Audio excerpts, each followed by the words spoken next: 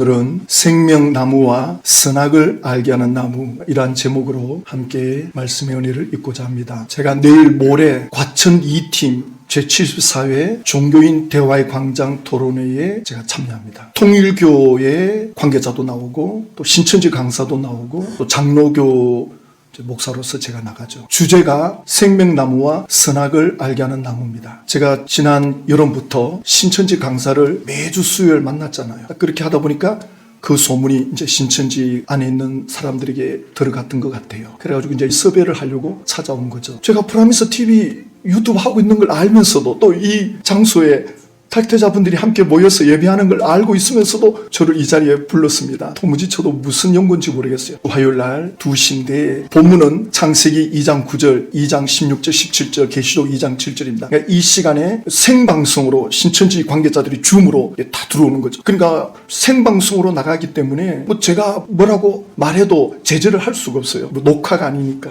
그 대신 시간은 짧아요. 15분이에요. 그래서 제가 모레 하는 그 내용을 여기서 하려고 해요.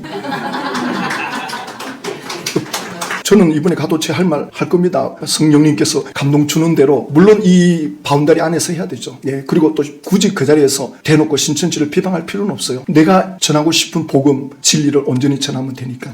그래서 이제 창세기 2장 9절을 읽고 또 16, 17절을 읽고 또 계시록 2장 7절 읽고 이제 질문이 이제 들어오죠. 본문의 생명나무와 선악을 알게 하는 나무는 무엇이며 각 나무의 실과는 무엇인지 설명해 주세요. 통일교 강사를 그들은 목사라 부르더라고요. 그래서 통일교 강사가 했던 원고를 그 섭외자들이 저에게 주더라고요. 그래서 그 통일교 강사의 결론이 뭔가 제가 보니까 이렇게 나오더라고요. 하늘 부모님께서는 우리 인간과 자연 만물을 창조하셨기 때문에 주관하실 수 있듯이 우리 인간도 자연 만물을 온전히 주관하는 참된 주관자가 되기 위해서는 하늘 부모님의 창조성을 온전히 담지 않으면 안 됩니다. 여기서 하늘 부모님은 문선명 씨와 한학자 씨죠. 예, 완전히 지금 하나님의 자리에 올라가 있습니다. 타락한 이 세상에서는 재물을 무조건 많이 가진 사람을 부자라고 부러워하고 잘 산다지만 하늘나라에서는 하늘 부모님의 심정과 사랑을 많이 지닌 사람이 진정으로 잘 사는 부자라고 존경받는 것입니다. 하늘 부모님 문선명 씨는 사망했고 한학자 씨는 지금 서구치소에 들어가 있고 무슨 이 사랑과 심정을 많이 가진 자가 부자입니까? 기가 막힙니다. 예수님은 온데가 안 되고 하나님도 없어요. 결론이 하나님 예수님이 없어요. 사람이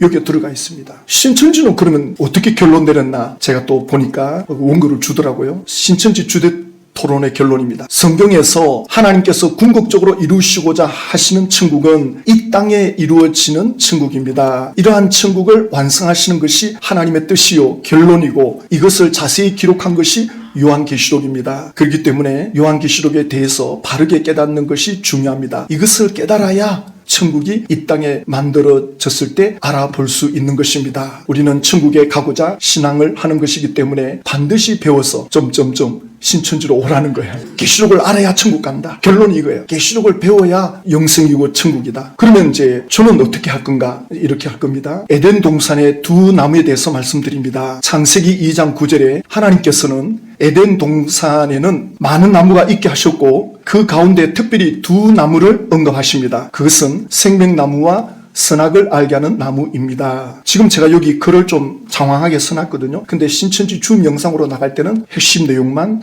PPT에 올라갑니다. 창세기 2장 16절 봅니다. 동산 각종 나무의 실과는 너가 임의로 먹되, 여기서 임의로 먹되라는 말은 에덴 동산의 모든 나무 그리고 여기에 생명나무의 열매까지 자유롭게 먹을 수 있도록 허락되었다는 뜻입니다. 그리고 아담은 죽도록 만들어진 존재는 아니지만 하나님과의 관계가 끊어질 경우 죽음이 현실이 될 수 있는 존재입니다. 창세기 2장 17절에 봅니다. 선악을 알게 하는 나무의 실과는 먹지 말라. 너가 먹는 날에는 정령 죽으리라. 그러니까 선악과를 먹으면 죽는다. 이 죽는다는 의미가 무엇이냐? 첫째는 영적 죽음입니다. 에베소서 2장 1절에 허물과 죄로 죽었던 너희를 살리셨도다. 영적으로 죽은 존재, 하나님과의 관계가 끊어진 존재. 영적 죽음은 하나님과의 관계가 끊어진 것을 영적 죽음이라 그럽니다. 영혼이 죽었기 때문에 하나님께 반응을 할 수가 없는 상태, 그 결과로 육체적 죽음이 온다. 창세기 3장 19절에 너는 흑인이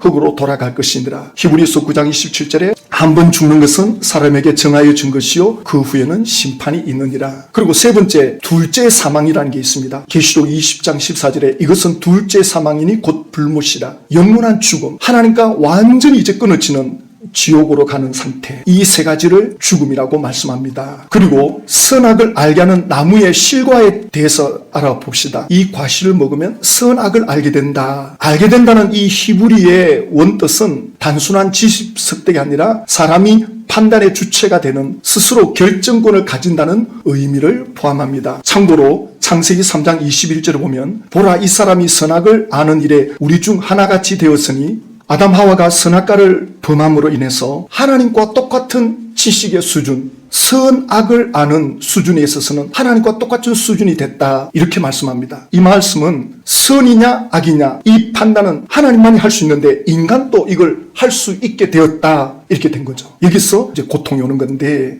그러면 선악과 나무의 본질은 무엇이냐? 선악을 알게 하는 나무를 에덴 동산에 왜 두었느냐? 이것은 과실을 먹었느냐 안 먹었느냐의 문제가 아니라 누가 선과 악을 결정하느냐의 문제를 알게 하는 나무라는 뜻입니다. 선과 악을 결정하는 분은 오직 하나님이시고 인간은 그 기준을 받아 순종하도록 창조된 존재라는 것을 선악과 나무를 볼 때마다 기억하라는 뜻으로 에덴 동산에 그 나무를 두신 겁니다. 자, 그럼 이제 생각해 봅시다. 만약에 에덴 동산에 선악과가 없었다면 어떻게 되겠습니까? 선악과가 없다면 너희들 먹고 싶은 대로 먹고 하고 싶은 대로 해라. 이렇게 되는 건데, 그러면 어떤 문제가 되느냐? 짐승 수준이 되는 거죠. 짐승들에게는 마음대로 하라. 하나님은 인간과 인격적 관계를 맺어야 되기 때문에 선악과를 두시는데, 이건 마치 결혼한 부부가 서약을 하잖아요. 결혼했는데 당신 마음대로 살아라. 그러면 사랑의 관계가 아닌 거예요. 결혼 관계는 사랑의 공동체이기 때문에 사랑의 공동체는 지켜야 할 선이 있는 거예요. 지켜야 할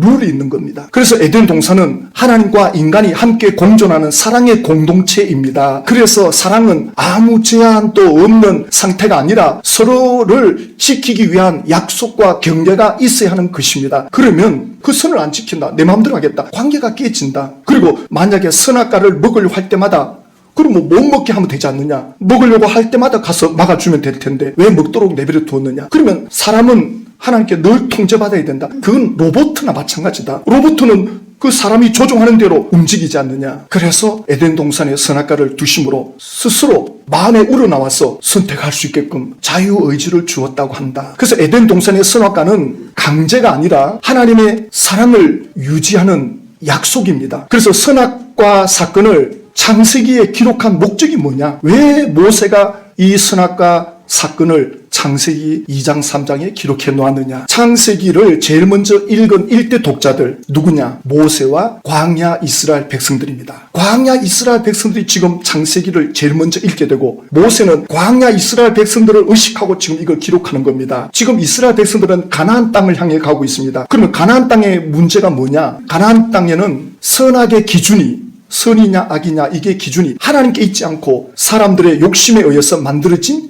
기준이 선과 악입니다. 그래서 가나안 땅의 사람들은 자기들을 위해서 곳곳에 신을 만들어 놓습니다. 자기들을 위해서 신을 만들었기 때문에 신을 이용하는 거죠. 가나안 땅 사람들은. 그리고 육체적 욕망대로 사는 음란함이 가나안 땅에 가득 차 있다고 했습니다. 그런데 가나안 땅의 사람들은 이게 선이다 그래요. 자기 욕망대로 사는데 이게 선이다. 하나님 볼 때는 악인데 가나안 땅의 사람들은 선이다 그래요. 그래서 멸망하는 겁니다. 선과 악의 기준을 하나님이 정하는 건데 가나안 땅의 사람들은 자기가 하고 싶은 대로 하면서 이게 선이다. 이 문화가 가나안 땅에 지금 충만해 있는 거예요. 그러니까 이스라엘 백성들이 가나안 땅에 들어가야 되는데 이스라엘 백성들은 하나님의 말씀이 기준인데 가나안 땅 사람들은 자기들이 기준이 돼 있으니 충돌이 일어난단 말이에요. 그래서 이스라엘 백성들을 3개월 만에 가나안 땅에 들어갈 수 있지만 하나님은 40년 동안 광야길을 돌립니다. 왜 그렇게 하십니까? 하나님이 선이라고 하시면 선이고 하나님이 악이라 하시면 악이다는 것을 이스라엘 백성들이 배워야 하겠기에 이걸 깨달을 때까지 40년을 광야길을 돌리는 겁니다. 그래서 신명기 8장 2절에 내 하나님 여호와께서 이 40년 동안에 너로 광야의 길을 걷게 하신 것을 기억하라. 이는 너를 낮추시며 너를 시험하사 내 마음이 어떠한지 그 명령을 지키는지 아니 지키는지 알게 하십니다. 인간이 얼마나 자기 중심으로 산다는 것을 깨닫게 해주기 위해서 지금 광야길을 걷게 하는 거거든요. 신명기 8장 3절에 너를 낮추시며 너로 줄이게 하시며 또 너로 알지 못하며 너로 열조로 알지 못하던 만나를 내게 먹이신 것은 사람이 떡으로만 사는 것이 아니요 여호와의 입에서 나오는 모든 말씀으로 사는 줄을 너로 알게 하려 하심이라. 광야길을 통해서 하나님의 말씀이 기준이다. 내 욕심대로 살면 안 된다. 하나님이 기준이다라는 것을 뼈저리게 경험하게 하기 위해서 하나님이 지금 굶주리기도 하시고 기적같이 만나도 주시고 이런 경험을 하게 하셨다라고 말씀합니다. 자, 그러면 이스라엘 백성들이 광야길을 가는데 모세로부터 십계명을 받았어요. 율법을 받았습니다.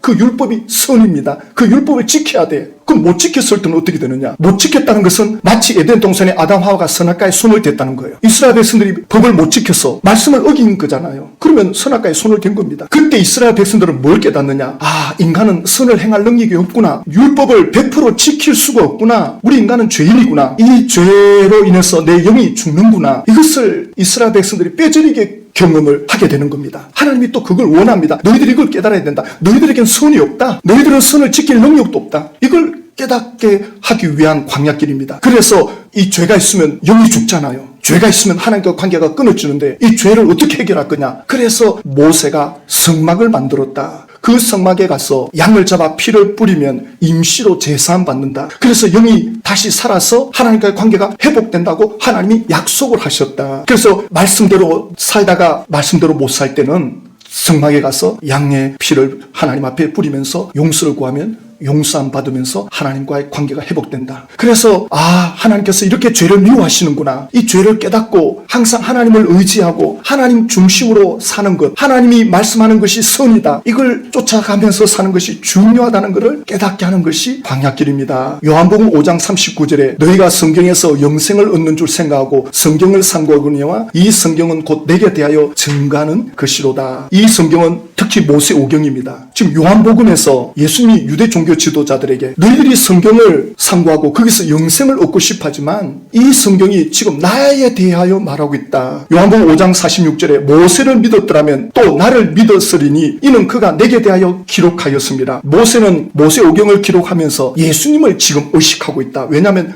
인간은 다 죄인이기 때문에 이 모세 오경을 기록해봤자 이스라엘 백성도 못 지킬 건데 늘 죄를 지을 건데 양을 잡아 죄사함을 구할 텐데 그러면 늘 이렇게 죄사함을 받아야 되나? 죄 지을 때마다 양을 잡아야 되나? 그런데 모세가 때가 되면 메시아가 와서 이 죄 문제를 단번에 해결해 준다는 걸 모세가 믿었다. 지금 이렇게 말씀하지 않느냐? 모세 오경을 기록하면서 예수님을 생각했다지 않느냐? 창세기 4장에 가면 구약시대의 생명나무를 볼 수 있습니다. 창세기 4장 4절에 아벨은 자기도 양의 첫 새끼와 그 기름으로 드렸더니 여호와께서 아벨과 그 제물을 연합하였으나 아벨이 하나님께 제사를 드리는데 양을 잡아 드린다. 왜 양을 잡죠? 왜 피를 흘리죠? 피 흘려야 죄의 사함이 있으니까. 다음 이후부터는 전부 죄에 노출되기 때문에 하나님 앞에 나가려면 이 죄 문제가 해결돼야 되는데 그러려면 양을 잡아 피를 뿌려야 된다. 아벨은 이걸 어디서 배웠느냐? 아버지에게 배웠다. 아담에게서 배운 거다. 그런데 그 옆에 있는 형 가인은 굳이 양을 잡아서 피를 흘려야 되나? 자기가 드리고 싶은 대로 드렸다. 하나님이 그 예배를 받지 않았다. 그래서 하나님과의 관계가 회복되려면 생명 과실을 먹어야 되는데 그 생명 과실은 예수님이시고 그 예수님은 구약에는 어린 양으로 나타났다. 그래서 양을 잡아서 하나님 앞에 나가는 제사의식을 하나님이 주셨다. 그러면 신약 시대의 생명나무는 뭐냐? 요한복음 14장 6절에 예수께서 가라사대 내가 곧 길이요 진리요 생명이니 나로 맘지 않고는 아버지께로 올 자가 없느니라. 예수님이 내가 생명이다. 나를 먹어라 믿어라 이 말씀이거든요. 그래서 요한복음 1장 12절에 예수를 영접하는 자, 곧 그 이름을 믿는 자들에게는 하나님의 자녀가 되는 권세를 주셨으니, 그러니까 예수를 믿으면 예수님이 내 죄를 용서해 주시고 하나님과의 관계를 회복해 주시는 분이다. 그걸 마음으로 전심으로 믿으면 하나님과의 관계가 회복된다. 하나님의 자녀가 된다. 하나님의 자녀가 되려면 하나님의 생명을 받아야 되잖아요. 그러니 예수님이 신약 시대의 생명나무가 되는 거죠. 그래서 요한복음 6장 57절에 나를 먹는 그 사람도 나로 인하여 살리라. 요한복음 15장 5절에 나는 포도나무여 너희는 가지니 저가 내 안에 내가 저 안에 있으면 이 사람은 과실을 많이 맺나니 나를 떠나서는 너희가 아무것도 할 수 없느니라. 예수님이 포도나무고 우리가 가지다. 붙어 있어야 된다.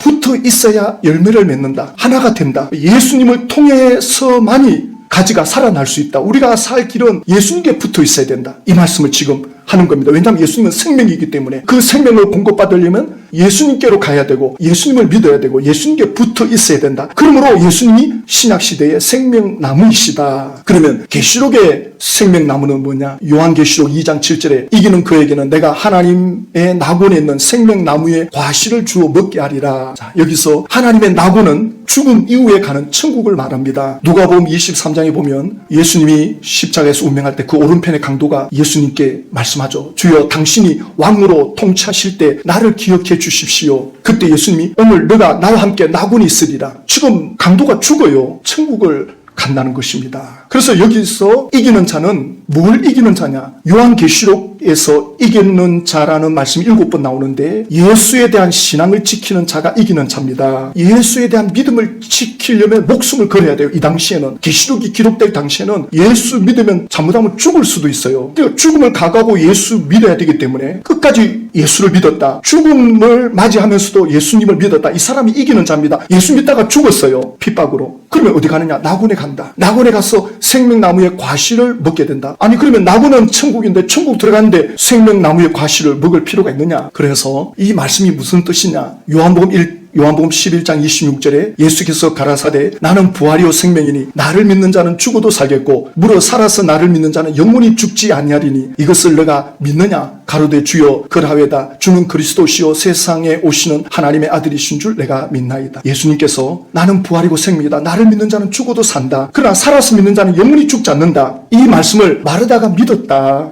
그리고 예수님의 제자들도 믿었다. 그리고 이걸 기록한 요한도 믿었다. 그런데 다 죽었다. 그럼 예수님이 지금 거짓말하는 겁니까? 그러니까 여기서 영원히 산다는 것은 영혼을 말합니다. 영혼의 가치를 말하는 겁니다. 하나님의 생명이 들어왔다. 그러면 천국 들어갔으면 영원히 사는 건데 생명 과실을 먹는다는 게 뭡니까? 이게 바로 요한복음 17장 3절에 영생은 곧 유일하신 참 하나님과 그의 보내신 자 예수 그리스도를 아는 것이니, 그러니까 안다는 말은 친밀한 관계. 그러니까 영생이 뭐냐? 하나님의 생명을 받은 자는 하나님과 친밀한 관계 속에 들어간다. 그러니까 천국에 들어갔다, 생명실과를 먹는다. 이 말은 천국에서 예수님과 친밀한 관계 속에, 땅에서는 핍박받다가 예수님 때문에 죽었을는지는 모르지만 천국에서는 예수님과 친밀한 관계 속에 있다는 그 영광이 생명나무의 과실을 먹는 거다. 영혼이 천국에서 영원히 하나님과 함께하는 이것을 말씀하는 거다. 요한복음 5장 24절에 내가 진실로 너에게 이르노니 내 말을 듣고 또 나 보내신 이를 믿는 자는 영생을 얻었고, 예수를 믿으면 영생이 주어졌다. 앞으로 주어질 것이 아니고 예수를 믿는 즉시, 그러니까 예수를 믿는다는 것이 무엇인지 알아야 됩니다. 지금은 시간이 없어서 예수님 믿는 것에 대해서 제가 다 말씀 못 드립니다. 그러나 지금 이 말씀은 예수 믿는 자는 영생이 주어진다. 순식간에 주어집니다. 뭘 지켜야 되고 뭘 노력해야 되는 게 아닙니다. 예수님을 마음으로 믿어드립니다. 마치 양을 잡아 피를 뿌리면 죄사함 받고 하나님과 연결이 되는 것처럼 예수 그리스도를 나의 구원자로 믿고 받아들이면 하나님과의 관계가 회복된다. 생명을 받는다. 이게 영생입니다.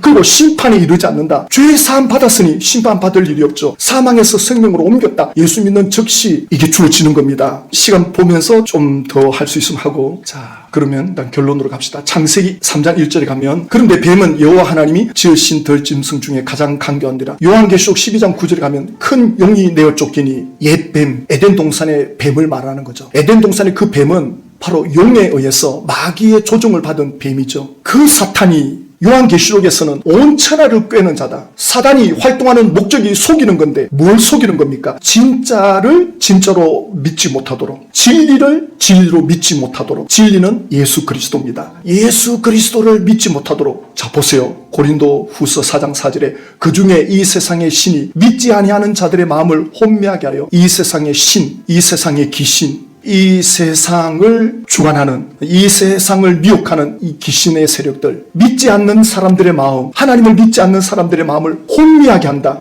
정치나 경제나 사상이나 종교나 철학이나 세상적인 걸로 사람들의 마음을 혼미하게 만들어 놓는 거, 진리가 뭔지 모르게끔 만들어 놓습니다. 그래서 그리스도의 영광의 복음의 광채가 비치지 못하게 하미니 그리스도는 하나님의 형상이니라. 예수님이 하나님의 본체, 하나님의 얼굴, 예수님을 믿으면 하나님을 믿게 되고 예수님을 알면 하나님 아버지를 알게 됩니다. 예수님과 하나님은 완벽한 하나를 이루고 있는데 이 예수님이 하나님이 어떤 분인가를 보여주기 위해서 이 땅에 오셨는데 그 예수님을 예수님으로 믿지 못하게끔 이 세상의 신이 사람들의 마음을 혼미케 한다. 베드로전서 5장 8절에는 마귀가 우는 사자같이 돌아다니며 삼킬 자를 찾는다 그랬죠. 그래서 예수님이 성천하시면서 너희는 내 이름으로 귀신을 쫓아내라. 에베소서 6장에는 우리의 싸움은 혈과 육이 아니다. 공중 권세 잡은 자다. 통치자들이다. 하늘에 있는 악의 영들이다 라고 말씀합니다. 이 악한 영들의 활동 목적은 진짜를 믿지 못하게끔. 그러면 마귀가 가짜를 가지고 진짜처럼 말하려면 어떻게 돼요? 100% 거짓말만 해야 되는 거예요. 가짜를 진짜처럼 말하려면 처음부터 끝까지 거짓말밖에 없어요. 짝퉁을 가지고 진짜처럼 말하는 사람 100% 거짓말이죠. 예수 외에 구원의 길이 있다. 전부 거짓말입니다. 보세요. 지금 예수님을 믿지 못하게끔 이 세상의 신이 사람들의 마음을 혼미케 한다 그러죠. 그러면 예수를 믿는다라고 할 때 어떻게 예수를 믿느냐? 고린도전서 12장 3절에 성령으로 아니하고는 누구든지 예수를 주시라 할 수 없느니라. 성령님의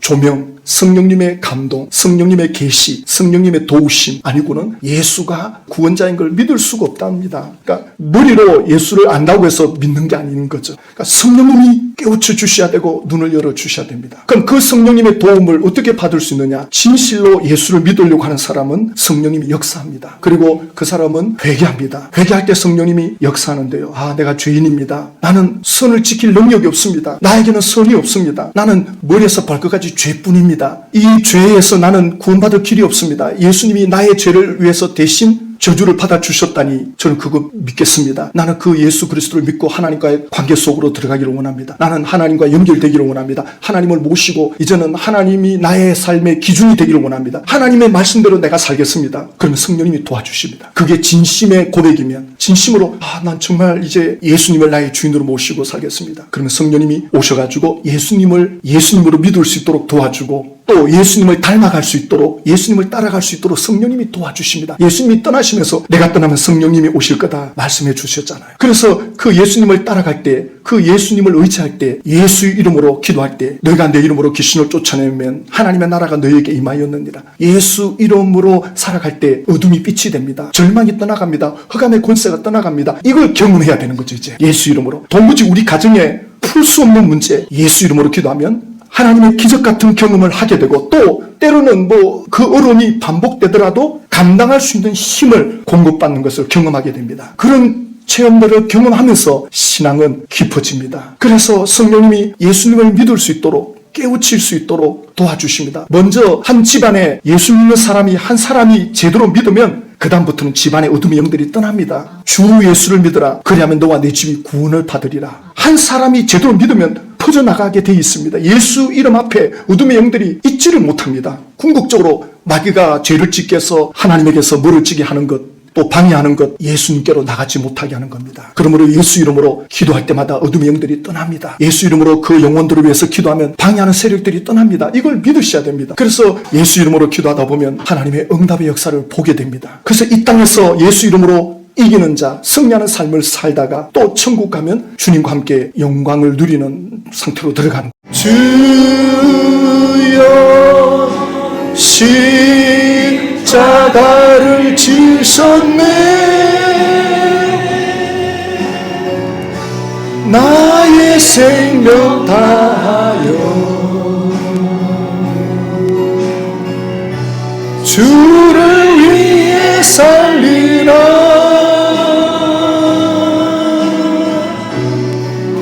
머리가 되어도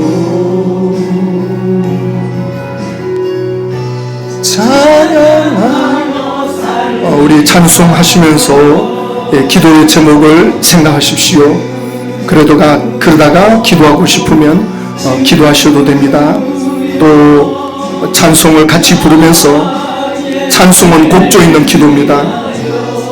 찬송을 믿음으로 부르면 기도가 됩니다. 찬송하시다가 기도하다가 찬송하시다가 하나님을 갈망합시다. 이 시간 또 특성으로 하나님께 영광 또 우리에게는 풍성한 하나님의 은혜를 입을 수 있는 시간입니다. 예수님이 오는 걸 어떡합니까? 예수님이 오는 걸 어떡합니까?